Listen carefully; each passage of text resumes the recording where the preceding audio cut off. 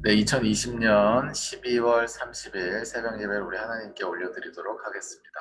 우리 시간에 함께 기도할까요?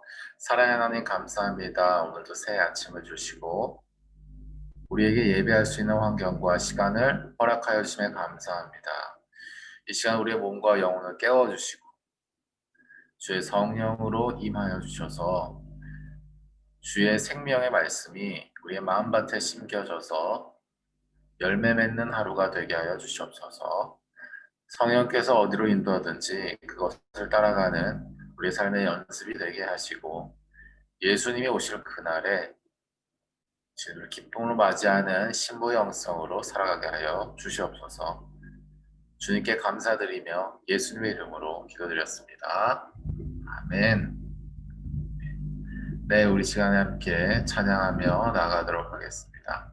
우리 날마다 숨쉬는 순간마다 우리 함께 찬양하며 나가도록 하죠.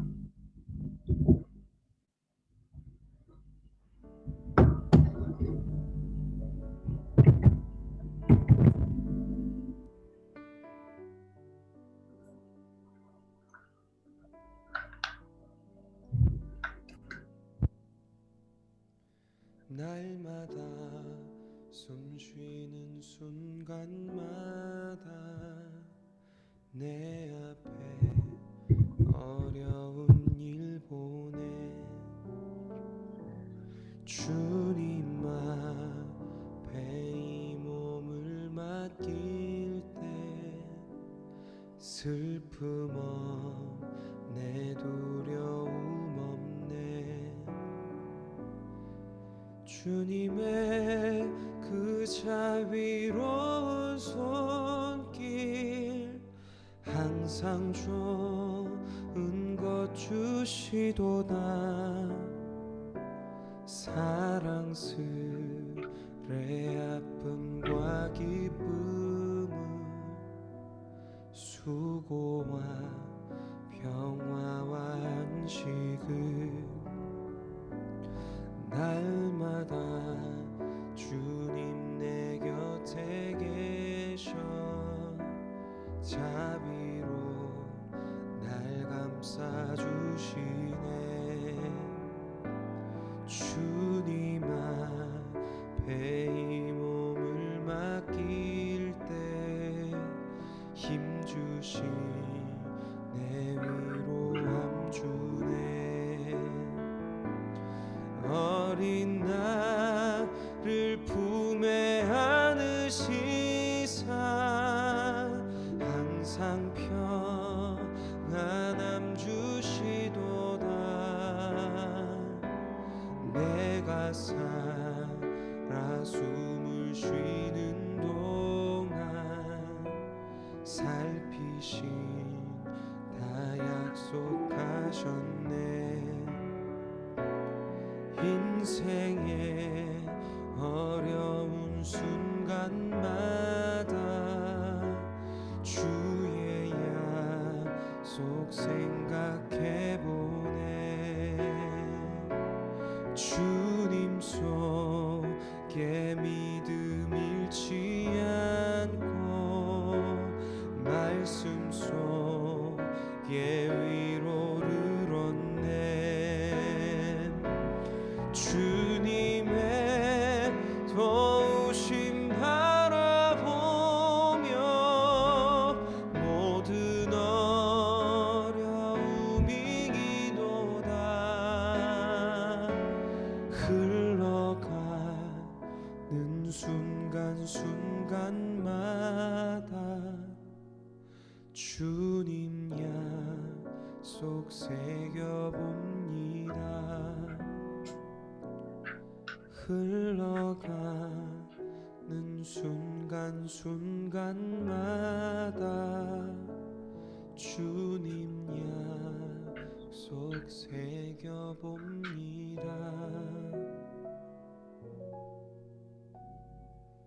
주님 약속 새겨봅니다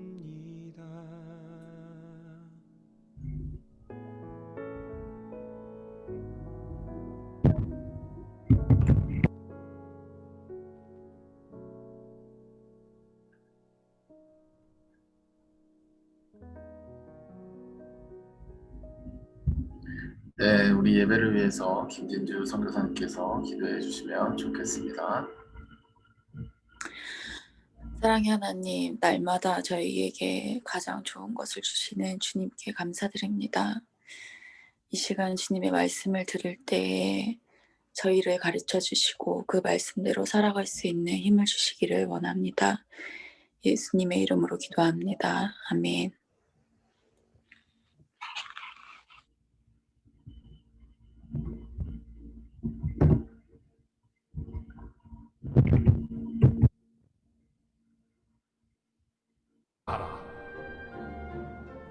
또 내가 들으니 허다한 무리의 음성과도 같고 많은 물소리와도 같고 큰 우레소리와도 같은 소리로 이르되 할렐루야. 주 우리 하나님 곧 전능하신 이가 통치하시도다. 우리가 즐거워하고 크게 기뻐하며 그에게 영광을 돌리세. 어린 양의 혼인 기약이 이르렀고 그의 아내가 자신을 준비하였으므로 그에게 빛나고 깨끗한 세마포옷을 입도록 허락하셨으니 이 세마포옷은 성도들의 옳은 행실이로다. 천사가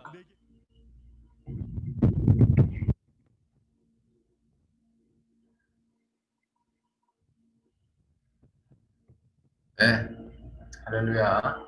좋은 아침입니다. 오늘도 우리가 주님 앞에 예배하는 이 시간 가운데 성령께서 하시는 음성이 여러분 가운데 들려지고 또 그 성령의 인도하심을 따라 순종함으로 오늘 하루를 기쁨으로 살아가는 여러분의 삶이 되시기를 예수님으로 축복합니다.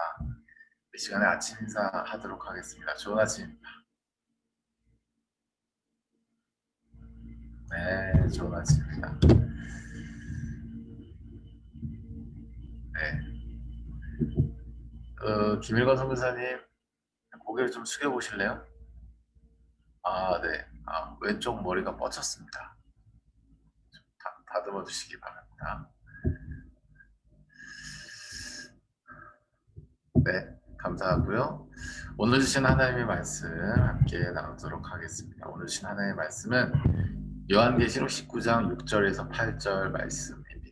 오늘 말씀의 제목은 무엇이 승리하게 하는가? 라는 제목으로 말씀을 전하도록 하겠습니다. 무엇이 승리하게 하는가? 라는 제목입니다.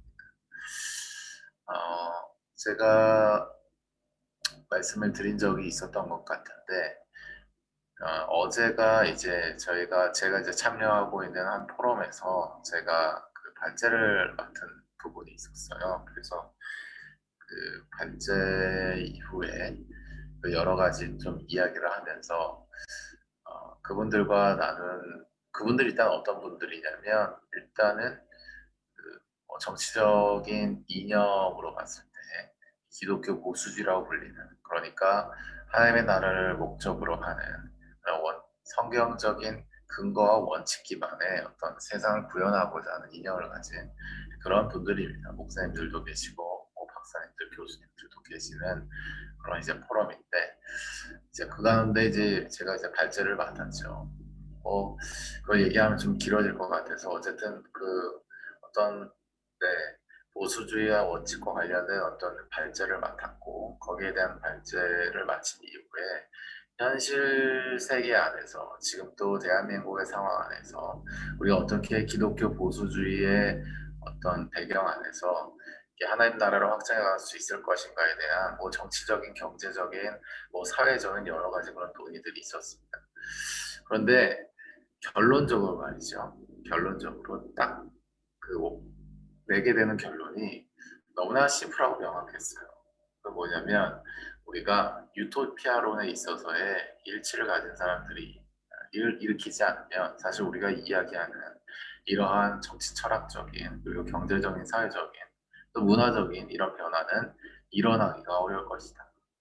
일반적인 그 보수주의적 차원에서의 어떤 원칙과 원리 기반이라고 하는 것도 결과적으로 이제 경제적인 부분을 떠날 수가 없고, 결과적으로 인간의 어떤 욕심 내지는 욕구 기반의 어떤 것을 보호하고 주장하자는 방향으로 갈 수밖에 없기 때문에 우리 기독교 보수주의가 이제 향해야 되는 방향은 결국은 하나님의 나라고, 결국은 목적이 복음이 전해지는 것에 두어야 되는, 목적을 거기에 두어야 된다라는 것을 결론으로 가지게 되죠. 그러니까 그러한 천국론을 가진 세대가 일어나야 예를 들어 그것이 개인주의가 됐든 사회주의가 됐든 사회주의는 경제적 불평등을 평등화시키고자 하는 비전을 가진 그런 천국론을 가지고 있지요.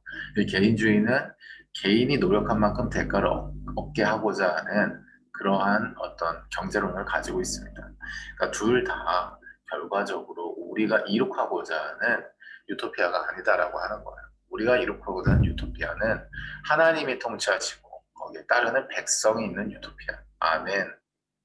그것이 진정한 가치를 지니는 그러한 유토피아이기 때문에 그러한 세대가 일어나서 정치, 경제, 사회, 문화 모든 영역에 들어가는 것 이외에는 답이 없다. 뭐 이런 결론을 얻게 되었죠. 그러면서 나온 주된 그 이슈가 바로 선교사적인 세대가 일어나야 된다라고 말씀을 하시더군요. 굉장히 저는 그 하나님 안에서 기쁨을 누렸습니다. 왜냐하면 이런 북한 인권 운동을 저는 시작을 해서 북한 기도에 대한 어떤 행동을 하게 되었지만 그 한계를 보게 되었거든요.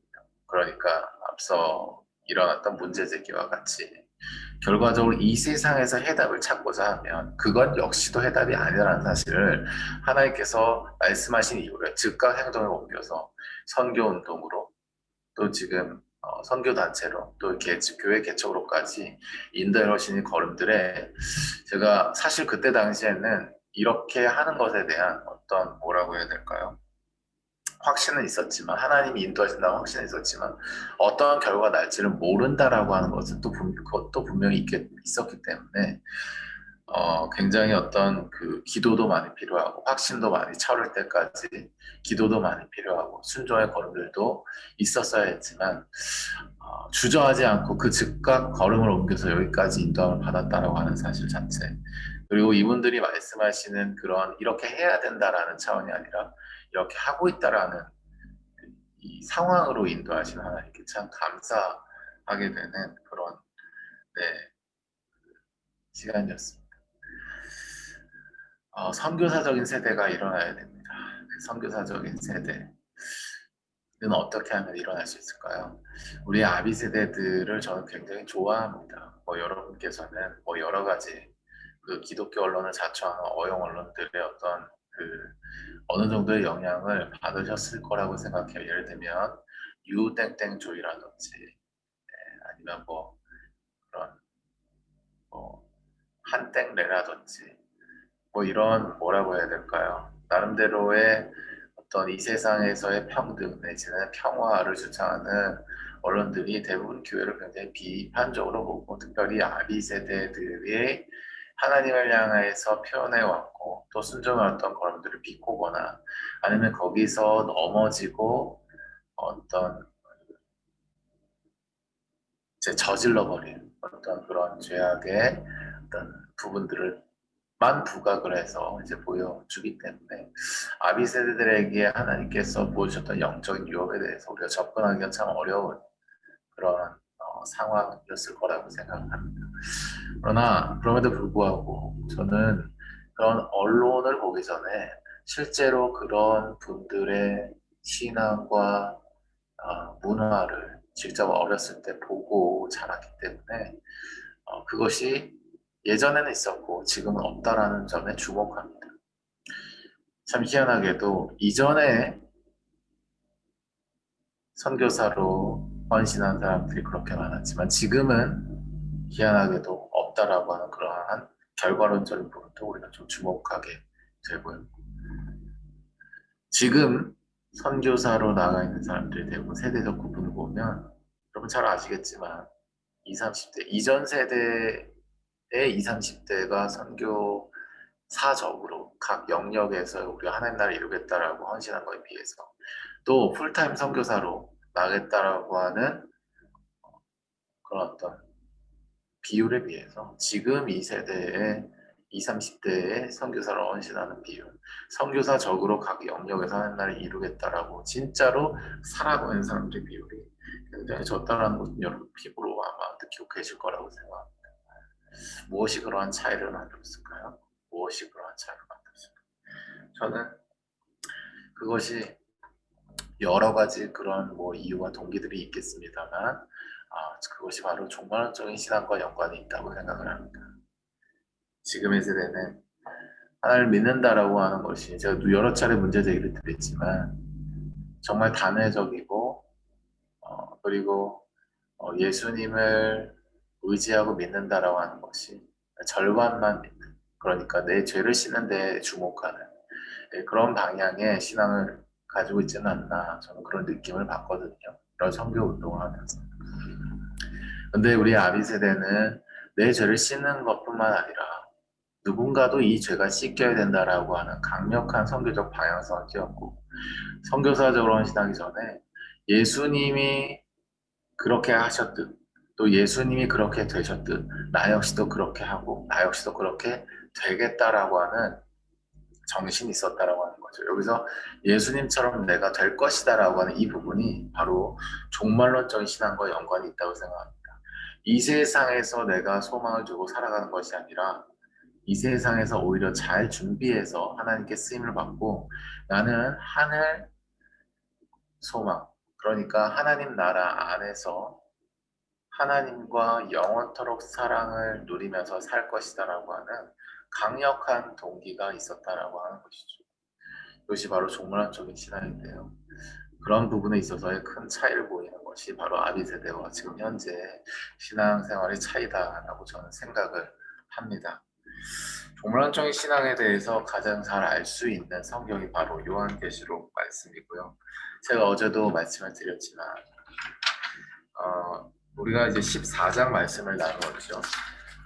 14장 말씀은 17장에서 22장 사이에 있는 과정을 압축한 것이다 말씀을 드렸습니다. 17장에 임하는 심판에서부터 22장에 임하는 새 예루살렘, 즉 하나님의 나라가 임하기까지의 과정, 오늘 본문 말씀으로부터 이렇게 펼쳐지게 되는 것이죠. 사랑하는 여러분, 예수님이 다시 오신 그날이 오기 전에 이 땅에 심판이 임하는 줄을 믿으시기를 예수님을 축복합니다.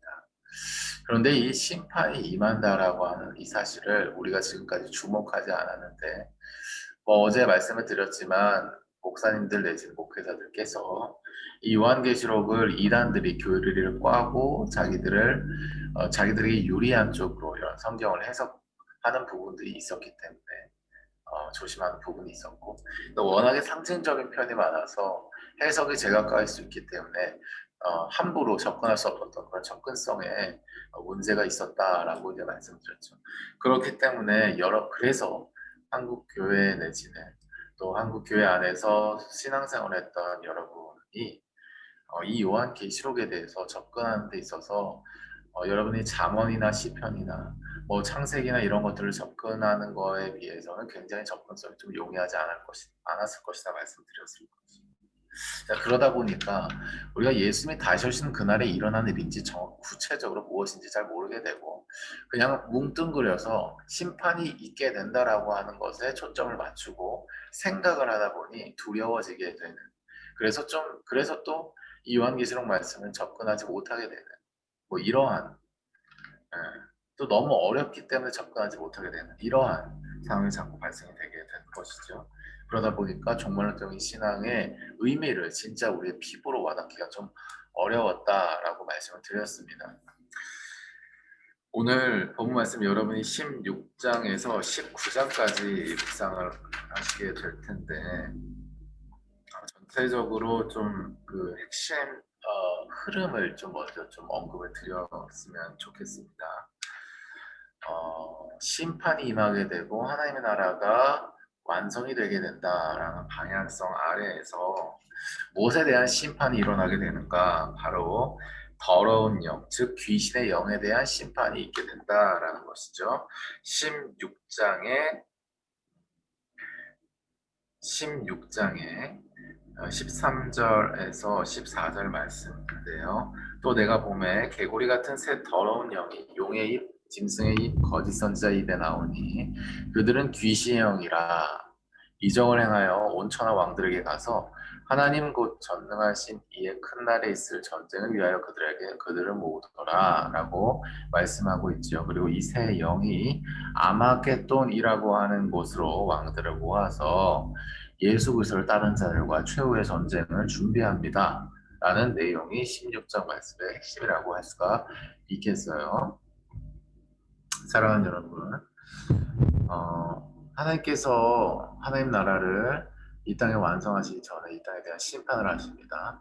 무엇에 대한 심판을 하신 거냐면 본질적으로는 바로 더러운 영, 즉 귀신의 영에 대한 심판을 하신 줄 믿으시기를 예수님을 축복합니다. 그 더러운 영, 즉 귀신의 영의 통치를 받는 사람들이 뭐예요? 그들의 영의 통치에 따라서 뭡니까? 아마겟돈이라고 하는 곳으로 모이게 되는 거예요. 네, 모이게 되는 거예요. 그러면서 실제적으로 이 세상 안에서 하나님을 따르는 자들과 이 세상을 따르는 자들, 이 세상의 영을 따르는 자들의 이 대립구도가 결과적으로 이러한 전쟁으로 일어나게 된다라고 하는 거예요. 자, 17절 이하에 큰 음녀에게 내릴 심판으로 대제목이 내려져 있죠. 자, 여기서 음녀라고 하는 단어에 대해서 좀 말씀드리죠. 고대 근동에서는 신을 남자로 표현하고 그 신을 섬기는 도시를 음녀라고 여자로 표현하는 경우가 많았습니다. 그러니까 여기서 음녀에게 심판이 내린다라고 하는 것은 우상을 숭배하는 도시와 그 도시에 사는 사람들을 의미하는 것이죠. 음녀란 무엇이냐? 우상을 음란한 영, 즉 더러운 영, 즉 귀신의 영을 섬기는 도시들과 그 땅의 사람들을 의미하는 것입니다. 이것이 큰 음녀의 상징적인 의미라고 할 수가 있겠습니다. 자, 17장에는 이 큰 음녀가 바로 뭐예요? 붉은빛 짐승, 자 17장 3절 이하에 붉은빛 짐승을 탔는데 짐승은요, 그 짐승의 몸에 3절 말씀에 하나님을 모독하는 이름들이 가득하고 7머리와 10뿔이 있었다라고 말하고 있죠. 17장 3절 이하에 큰 음녀와 큰 음녀가 탄 짐승에 대해서 묘사를 하고 있는 것입니다. 그리고 지금 뭐예요? 이 음녀와 그 음녀가 탄 짐승의 몸에 대한 부분들에 대해서 하나님께서 이것을 어떻게 바라보시는가에 대한 부분이 바로 뭐예요? 우리 4절 이하에 나와 있죠. 가증한 물건과 그의 음행에 더러운 것이 가득하더라. 그의 이마에 이름이 기록되는데 비밀이라 큰 바벨론이라 땅의 음녀들과 가증한 것에 엄밀하 하였더라. 여기서 그 이마에 기록된 것을 보면 큰 바벨론이라고 얘기가 나오는데요. 이 바벨론은요, 우리 시온산 그럼 뭐예요? 하나님의 거룩한 성 시온산이라면 뭐예요? 뭐예요? 하나님 나라를 상징하는 것입니다. 하나님이 계신 곳을 상징하는 것이죠. 바벨론은 뭐겠어요? 음녀의 성지입니다. 음녀가 있는 곳을 상징하는 것이죠. 우리 바벨론은 그런 의미를 가지는 것이에요. 그리고 땅의 음녀들과 그건 뭐예요? 아까 얘기한 것처럼 큰 음녀를 뭐라고 표현하는 거예요?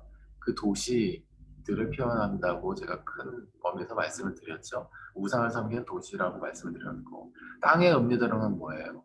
그 도시에서 우상을 섬기는 사람들을 의미하는 것입니다. 가증한 것들의 어미다라고 하는 건 뭐예요? 바로 이 큰 음녀가 바로 무엇입니까? 이 가증한 것들의 리더라고 하는 거예요. 그러니까 음란의 이 더러운 영, 이 귀신 영을 섬기는 모든 사람들의 리더다라고 하는 거예요. 이게 바로 더러운 영, 귀신의 영이라고 하는 것입니다.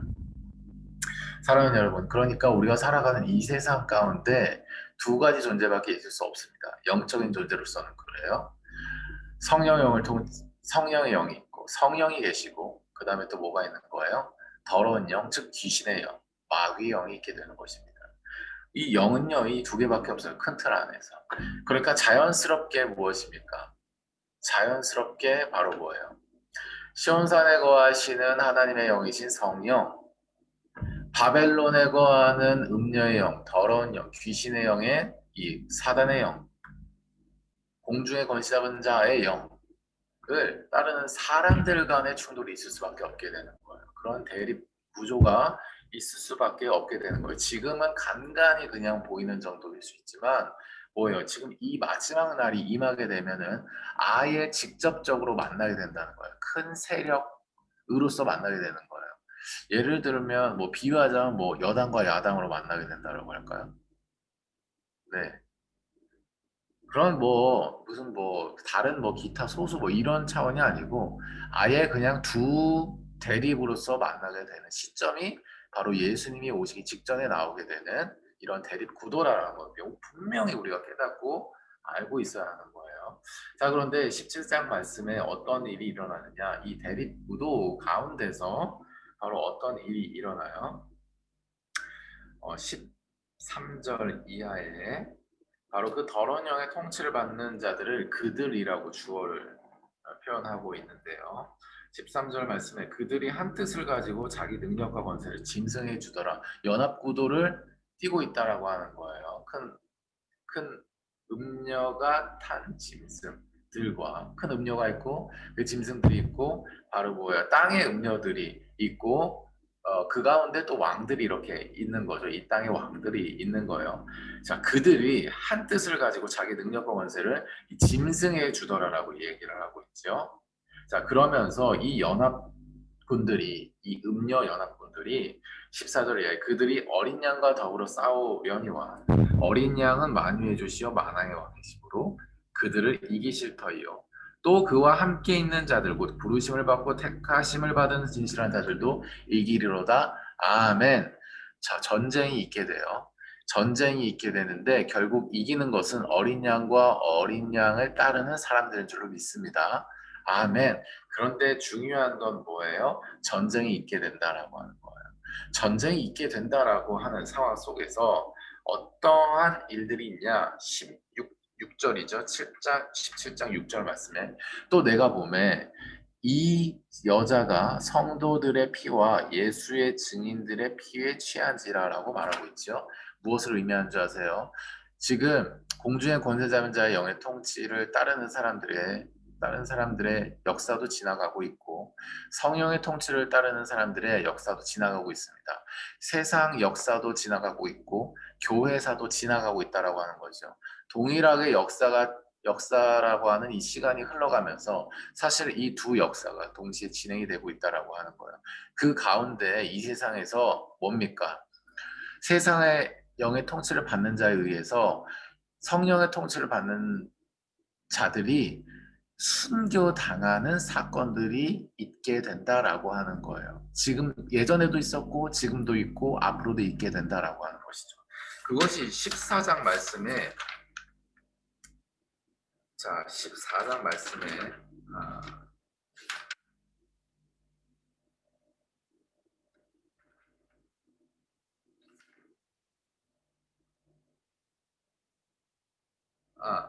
여기 있네요.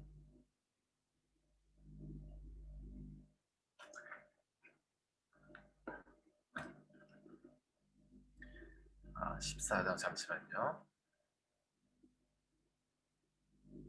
14장 13절 말씀이죠.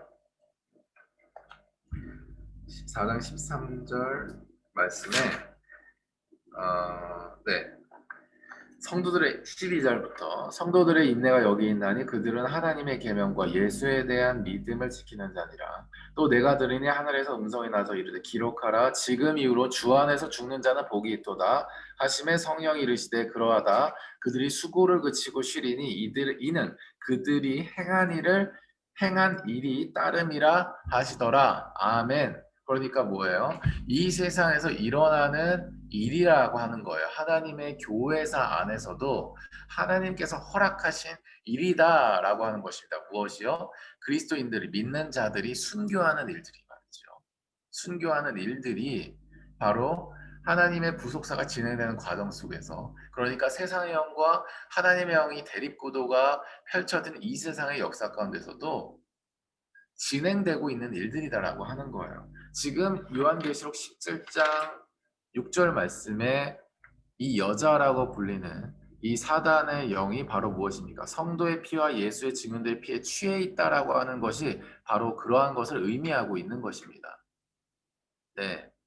예수를 따르는 사람들을 죽이는 것, 예수님을 포함해서 죽인 그 피해 이들이 취해 있다라고 하는 것은 그러한 일들이 일어났었고 일어나고 있다라고 하는 것이죠. 그리고 방금 14장 13절에 말씀하고 있는 것처럼 하나님께서 그것을 허락하시는 것이고요.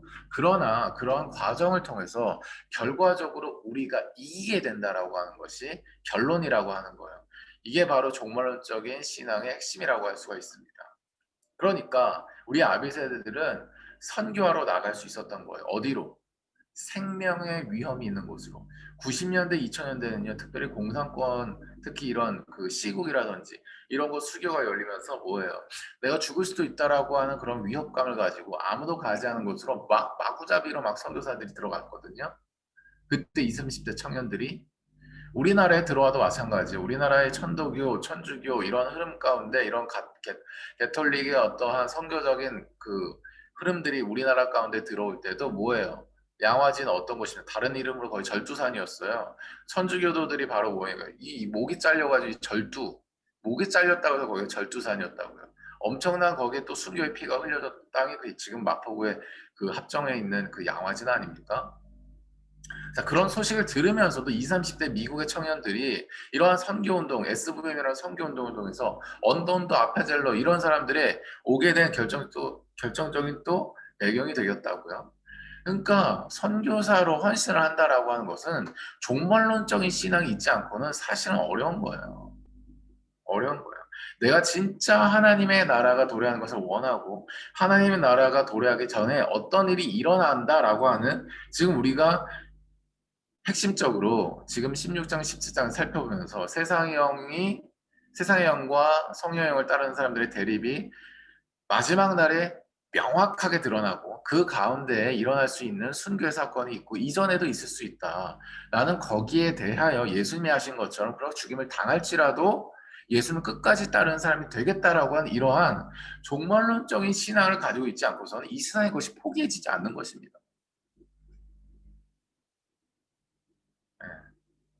내 아내 남편에 대해서 내 부모 자식에 대해서 뭐가 포기가 되겠어?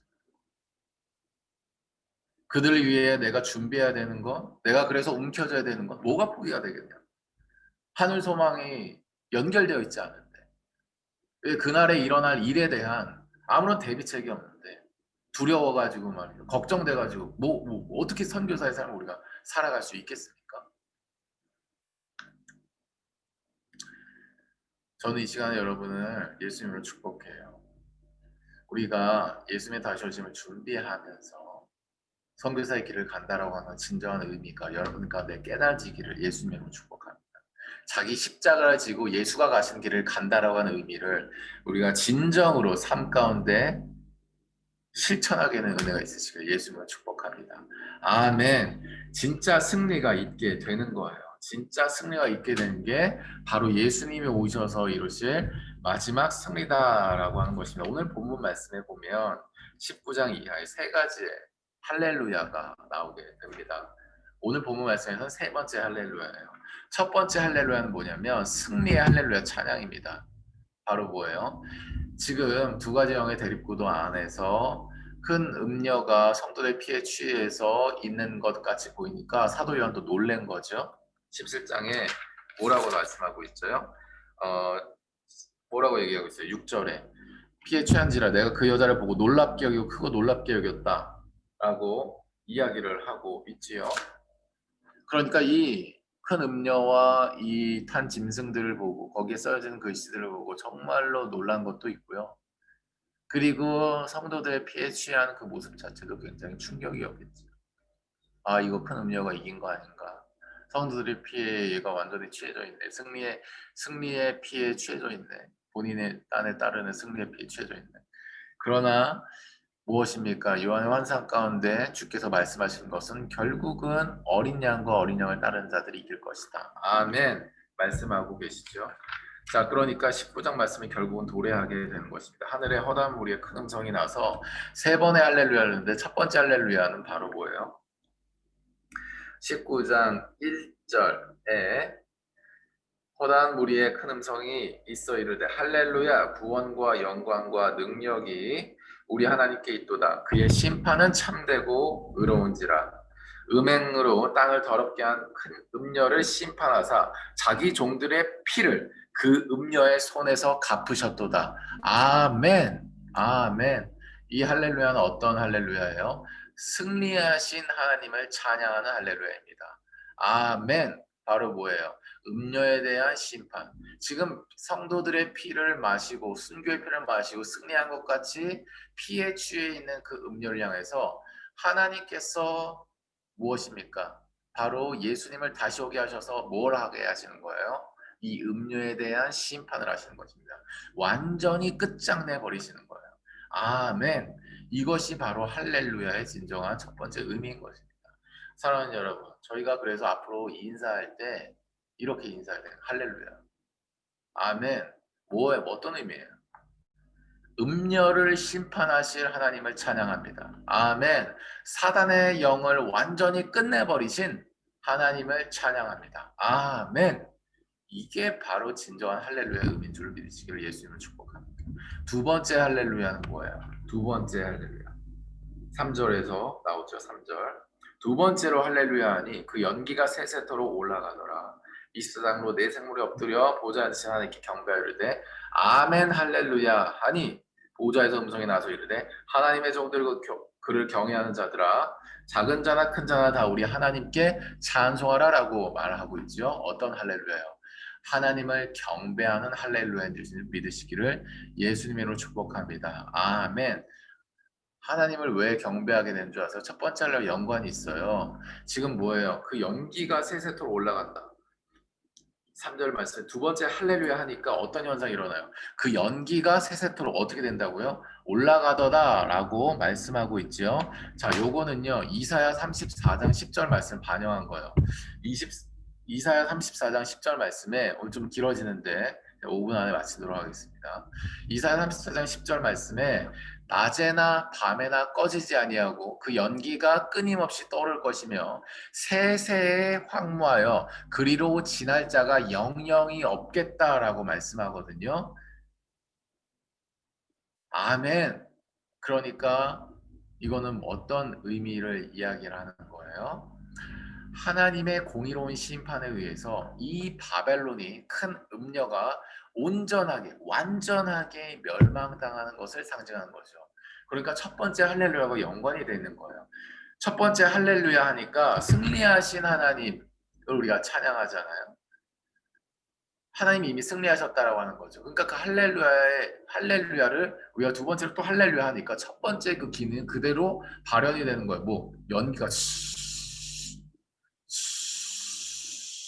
할렐루야니까 영이 사단의 영이 타들어가 버리는 사라지는 줄을 믿으시기를 예수님을 축복합니다. 그러니까 두 번째 할렐루야 하니까 우리가 이 두 번째로 뭐예요? 하나님을 경배하여서 아멘 할렐루야 하게 되는 거죠. 아멘 할렐루야. 아멘. 이게 두 번째 할렐루야의 의미인 거예요. 경배하는 거죠. 경배하는 거죠. 하나님을 경배하는 것입니다. 아멘. 하나님을 경배하는 거예요. 우리를 완전히 승리하게 하신 하나님을 경배하는 할렐루야 믿으시기를 예수님을 축복합니다. 아멘.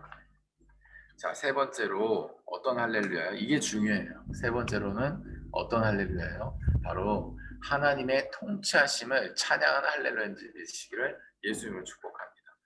하나님의 통치하심을 찬양하는 할렐루야인 거예요. 아멘. 사랑하는 여러분, 오늘 본문 말씀에 자 6절 이하에 허다한 무리의 음성 같은 많은 물소리와 같은 우레소리 같은 소리로 또 할렐루야라고 얘기를 하는데 그 뒤에 어떤 내용이 나와요? 우리 주 하나님, 주 우리 하나님 곧 전능하신 이가 통치하시리로다. 아멘. 영광을 돌리세. 어린 양의 혼인기약이 이르렀고 그의 아내가 자신을 준비하였으므로 그에게 빛나고 깨끗한 세마포 옷을 입도록 허락하였으니 이 세마포 옷은 성도의 옳은 행실이다 라고 말씀하고 있습니다. 아멘. 사랑하는 여러분, 세 번째 할렐루야는 어떤 의미예요? 바로 하나님의 통치하심을 찬양하는 할렐루야인 줄 믿으시기를 예수님으로 축복합니다. 아멘. 하나님이 어떻게 통치하셨는데요? 하나님이 어떻게 통치하셨는데요? 약속하신 예수님이 이 땅에 보내주셔서 십자가에서 완전한 승리를 이루심으로 말미암아 이 땅에 하나님 나라를 이룩하심으로 통치하셨고요. 아멘. 그의 음성의 통치를 따르는 자들에 의하여 결국은 지금 두 번째 심판, 둘째 상황에 이르는 큰 음녀가 심판당하고 큰 바벨론이 심판을 당하는, 그래서 완전한 성도의 승리를 이룩하시는 하나님의 통치하심, 역사의 주관자이신 하나님의 통치하심을 찬양하고 있는 것입니다. 아멘. 아멘. 사랑하는 여러분, 그런 의미에서 오늘 우리가 주목할 부분은 바로 뭐예요? 이 세 가지 할렐루야의 은혜로 다 살펴보면서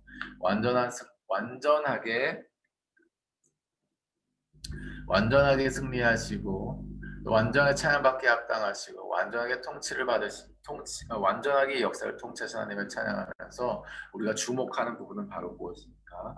우리가 무엇을 행하는 삶을, 어떤 삶을 살아야 되는 거에 대한 주목인 줄 믿으시고 예수님을 축복합니다. 그게 바로 뭐예요? 7절 8절 말씀에 나와 있는 거예요. 혼인 기약에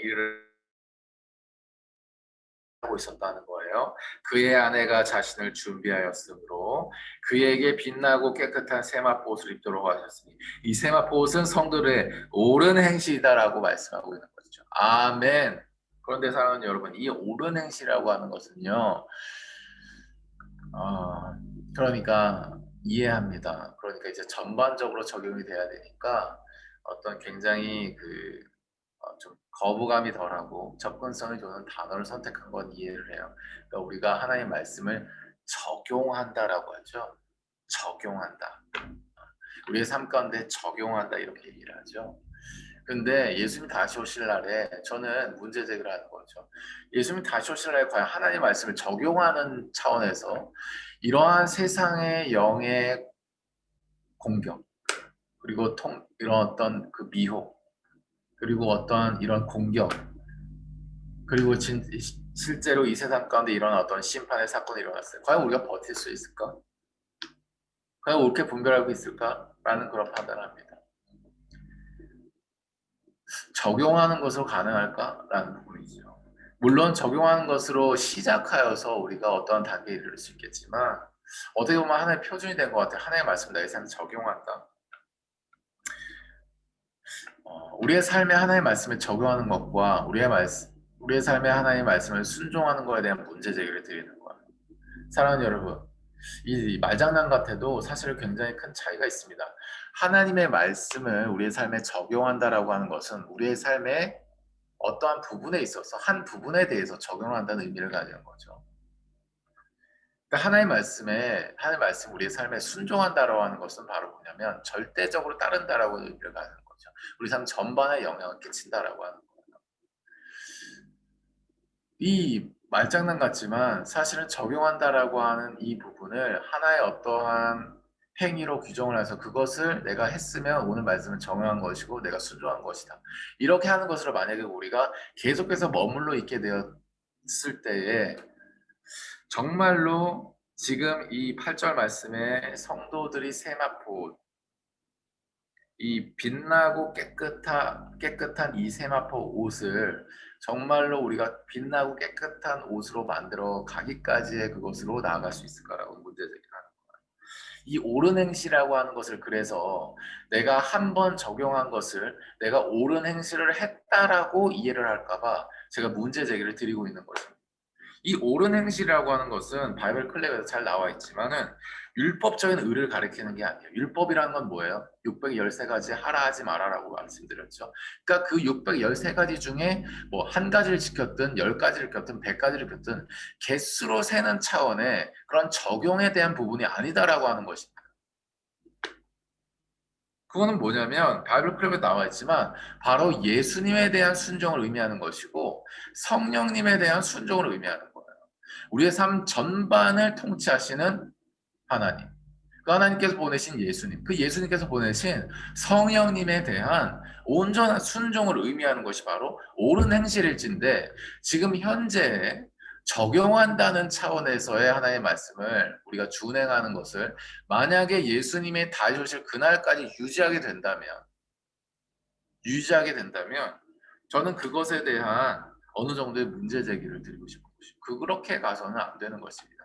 시작은 그렇게 할 수가 있지만은 우리가 결과적으로 하나님의 말씀이 우리의 전반의 삶 가운데 우리에게 우리의 삶의 전부가 되어질 수 있도록 우리의 삶이 내어드리는 방향으로 가기 위해서는 바로 옳은 행실의 의미를 바로 순종으로 이해하고 순종적 차원에서 우리가 하나님의 주신 말씀과 감동을 따라야 된다라고 하는 것이죠. 그랬을 때 바로 역순으로 우리가 바로 무엇입니까? 성도들의 피에 음녀가 취했던 것처럼 우리의 생명까지도 하나님 앞에 내어드릴 수 있는 진정한 종말론적인 신앙을 살 수가 있고 신앙을 가질 수가 있고 그러한 신앙에 입각한 삶, 즉 선교사의 삶을 살아갈 수 있다라고 하는 거죠. 가정 안에, 교회 안에, 직장 안에 그러한 사람들이 선교사로서 자기 십자가를 지고 목숨까지도 내어주는 내 몸과 같이 이웃을 사랑해야 되는 그런 삶을 살아야 된다라고 하는 것입니다. 말씀을 정리하죠. 사랑하는 여러분, 말씀이 길어졌지만 말씀이 길어질 만한 충분한 가치가 있다라고 생각합니다. 1년을 마무리하고 있죠. 1년을 마무리할 가운데 우리는 늘 요한계시록 말씀을 대면하게 됩니다.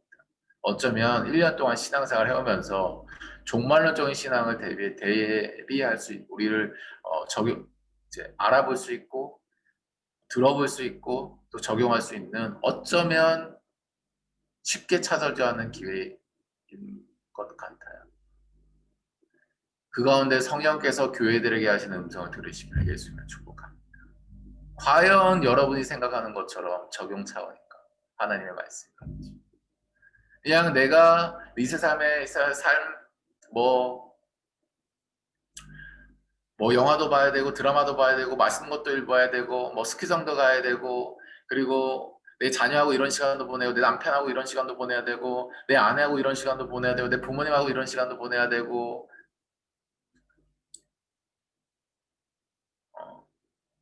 그리고 내가 이것도 하고 싶고 저것도 하고 그러기 위해서는 이것도 준비하고 저것도 준비하고 그 중에 하나로 그러니까 지금 말씀드린 그 하나의 여러 가지 열거 중에 옆에 있는 작은 자리의 하나로 하나님이 오늘 말씀하신 것을 뭐 적용을 해야 되겠다. 이게 맞냐 이거예요. 그렇게 해서는요, 여러분 성령께서 우리에게 주시는 그 감동, 그 말씀을 온전하게 순종하기가 어렵습니다. 순서를 좀 바꿔야 돼요. 위치를 바꿔 놓으셔야 됩니다. 하나님께서 나에게 해주신 말씀이 나의 삶 전반에 영향을 미쳐야 돼요. 그것이 내가 누리고 있는 것에 대한 말씀이거든. 그것이 내가 행하고자 하는 것에 대한 말씀이거든. 그것이 내가 구분해 놓는 것에 대한 말씀이거든. 그것 전반에 영향을 미쳐야 된다라고 하는 것입니다. 그랬을 때 우리가 이 세 가지 할렐루야를 선포하면서 이 세상의 큰 바벨론 음녀에 대한 승리를 선포할 수 있고 그것이 역사가 되어서 그 땅 가운데 하나님의 나라가 임하게 되는 것입니다. 아멘. 그런 사람들이 바로 선교사고 그런 사람들이 능력이 있는 삶을 살게 되게 되는 것이죠.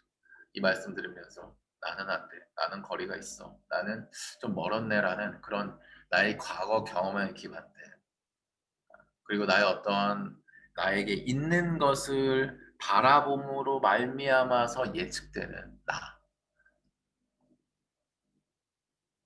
그래서 실망하고 낙담하고 그래서 하나님의 말씀이 또 멀어져가는 이러한 수순으로 가는 것이 아니라 성령께서 오늘 여러분 가운데 하시는 말씀이 여러분의 영혼육을 다스리시고 여러분 삶의 전반에 영향을 미쳐서 종말론적인 신앙 그래서 예수님이 그날에 오시는 다시 오신 그날에도 어떠한 흔들림과 두려움과 미혹에도 넘어가지 않고 성도로서 살아가는 여러분의 삶이 되시고 오늘 하루 그러한 선교사로 살아가시길 예수님을 축복합니다. 기도하며 나가도록 하죠.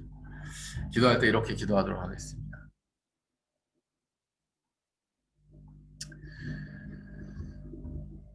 사랑하는 감사합니다. 무엇이 우리를 승리하게 하는가? 바로 우리의 옳은 행실인 줄로 믿습니다. 그런데 그냥 내가 하고 싶은 거, 내가 이루고 싶은 거, 내가 정해놓은 거 다 하고 그 중에 하나로 그냥 하나님이 나에게 말씀하신 거 어떤 것을 그냥 하나 행해드리는 그런 차원으로는 예수님이 다시 오셔서 이룩하시는 승리, 하늘에 있는 것이나 땅에 있는 것이나 통일시키는 그 통일의 역사를 우리가 일으킬 수도 없고 경험할 수도 없는 줄 믿습니다. 예수님 다시 오실 그날에 이룩하신 승리를 우리 가운데, 우리의 삶 가운데 장착시키기를 원합니다. 그러기 위하여 옳은 행실, 하나님의 말씀에 우리의 삶 전반에 순종하는 순종의 사람들, 빛과 깨끗한 우리 옷을 빠는 오늘의 삶이 되게 하여 주시옵소서. 기도할 때 성령 주신 감동이 있으면 그것이 오늘 하루의 전반의 정신이 되게 하시고 전반의 문화가 되게 하시고 전반의 흐름이 되게 하여 주셔서 그 어떠한 사단의 영이 나에게도 침투하지 못하지만 내가 터치하는 사람들에게도 침투하지 못하고 내가 속한 공동체도 침투하지 못하는 승리의 역사가 있게 하여 주시옵소서. 기도하며 나가도록 하겠습니다. 기도하겠습니다.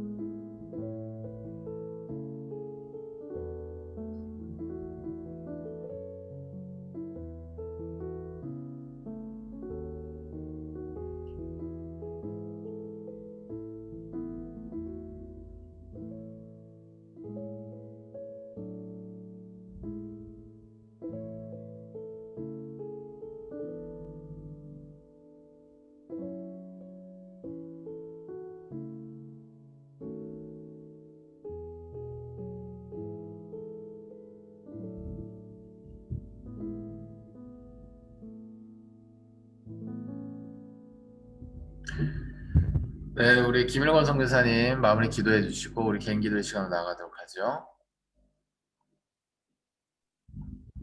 하나님, 오늘 저희가 말씀을 듣게 하여 주시면 감사드립니다. 이후에 또 기도 시간과 또 말씀, 언약의 삶 시간에 주께서 저에게 말씀하여 주셔서 저희가 지키고 따르는 오늘 하루가 되게 하여 주시고 이 오늘 하루를 주님께 맡기는 그런 저희가 될 수 있게 하여 주시옵소서. 감사드립니다. 예수님의 이름으로 기도드렸습니다.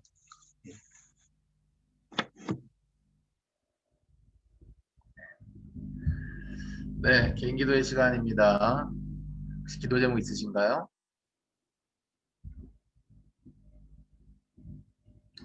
네, 없으신 줄로 알고 우리 개인 기도의 시간으로 나아가도록 하죠. 오늘 하루도 힘내시고요. 여러분의 삶을 이 종말론 신앙의 방향으로 인도하실 하나님을 찬양합니다. 예수님의 승리가 우리의 승리가 되는 오늘 하루 되시기를 예수님을 축복합니다. 우리 기도의 시간으로 나아가도록 하죠. 오늘 하루도 힘내세요. 기도의 시간으로 나아갑니다.